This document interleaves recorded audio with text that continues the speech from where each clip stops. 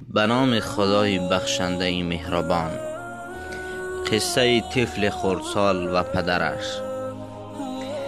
پدر وقتی که طهارت میکرد و تیاری به مسجد میدید، پسرش پرسید: پدر جان، به کجا می روید؟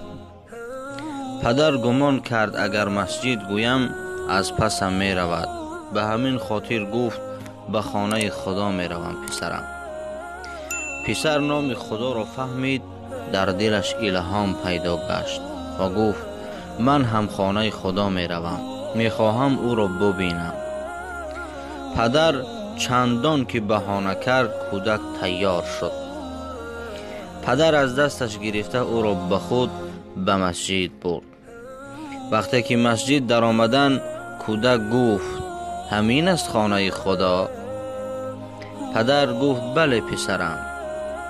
پسر سوال کرد: پس خدا کو پدر جان؟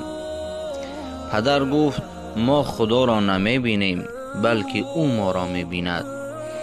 کودک بی‌طاقتی کرده گفت: ای پدر، بیا به پیش خدا رویم. پدر گفت: حال نماز را خوانیم پسرم، پس آن می رویم. مؤذن قامت را گفت. پدر پسرش را به پیشش گذاشت. امام الله اکبر گفت. در دل این کودک هم ترس و هم عشق جوش میزد. بعد شنیدن ربنا ولک الحمد، پرده چشمش گشاده شد و دنیای دیگری را دید. بعد سبحان ربی الاعلی، کودک بی‌طاقت شد. از خانه با نیت پیش خدا می روم گفته آمده بود. بی‌طاقتی کودک در همین بود که کی به پیش خدا می روم. خداوند دعای این کودک را قبول کرد، ناامیدش نکرد، به نزد خود برد. دیگر سرش را از سجده نبرداشت. نمازگزاران نماز را تمام کردند. گفتند: ای فلانی، پسرت خوابش برده است. پدر نگاه کرد، خواب نه، بلکه روح در بدنش ندارد. پدر ضیق شد. با نمازخوانان جنازه اش را خواندند.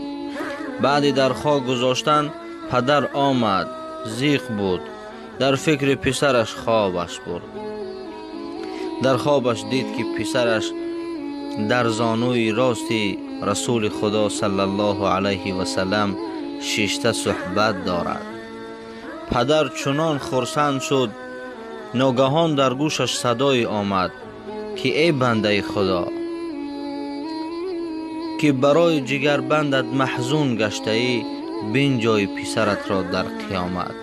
این شفاعتگر و فخر تو خواهد شد. برای تو مبارک باد که این فرزند از لقمه حلال به دنیا آمده است. او انتظار پدر و مادر می کشد در جنت. از خداوند متعال خواهان هستیم که برای تمام مسلمانان، خاصتا برای شخصان بی فرزند، فرزندان صالح و صالحه، خدمتگار پدر و مادر و خدمتگار جامعه و مسلمانان بگرداند. آمین یا رب العالمین.